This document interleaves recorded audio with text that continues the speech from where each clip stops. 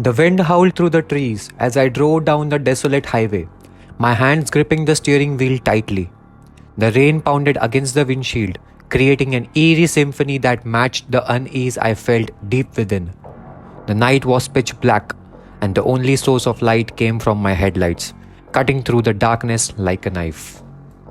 I had heard the stories, the tales of a ghostly hitchhiker who appeared on this very road, always on stormy nights like tonight. They said she was a young woman who had died tragically in a car accident years ago, and now her spirit roamed the highway, seeking a ride to her final destination. As I continued to drive, my eyes flickered to the rearview mirror, catching a glimpse of movement. My heart raced as I saw a figure standing by the side of the road, drenched in rain. A hitchhiker. My breath caught in my throat as I remembered the stories, but a pang of guilt twisted within me. How could I leave someone stranded in this storm?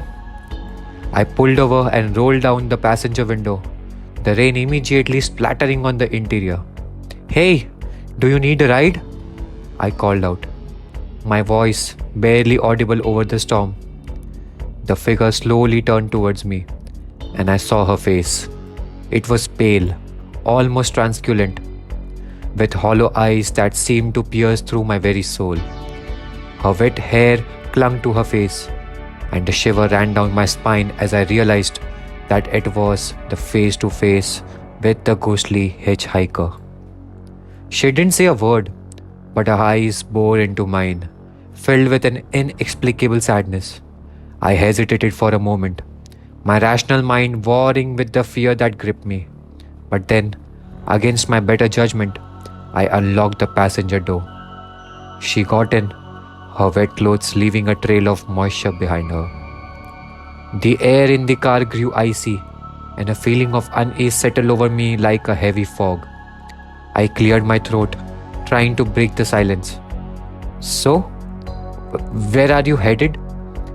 I asked, my voice trembling.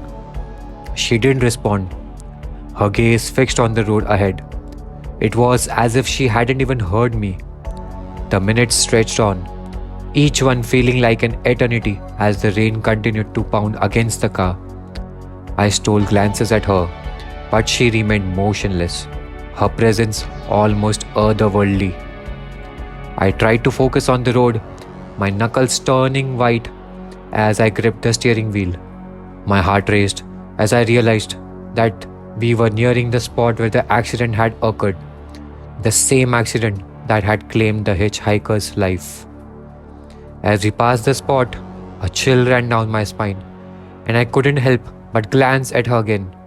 This time, she turned her head to look at me, her eyes holding a mixture of sadness and longing. It was as if she wanted to tell me something that words couldn't convey. Suddenly, the radio crackled to life, emitting a static-filled sound that made me jump in my seat. I frantically reached for the volume knob, trying to silence the noise. But then, a voice emerged from the static, a voice that sent shivers down my spine. "Let me go," it whispered, the words echoing in the confines of the car. I swerved, nearly losing control of the car as my heart raced in my chest. The hitchhiker's gaze never left me, and I knew then that she was trying to warn me, to tell me that I was treading on dangerous ground. With trembling hands, I reached for my phone and dialed 911, desperate to escape the nightmare that was unfolding. But as I spoke to the operator, the call kept cutting in and out, the static-filled voice becoming more and more insistent. "Let me go," it repeated, each time more urgent than the last. I felt a scream building within me, a primal fear that threatened to consume me whole. And then, just as suddenly as she had appeared, the hitchhiker was gone. The car was empty, the wet seat beside me a chilling reminder of the encounter. I pulled over to the side of the road, my breathing ragged as I tried to make sense of what had just happened.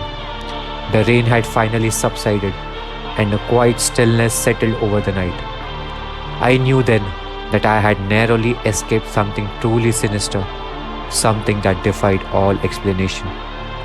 To this day, I can't forget the hollow gaze of the ghostly hitchhiker or the chilling voice that whispered through the static. The memories haunt me, a constant reminder that some things are beyond our understanding, and that the darkness that lurks in the shadows can take on many forms. And so, I drive on, haunted by that fateful encounter, forever changed by the night I picked up the ghostly hitchhiker.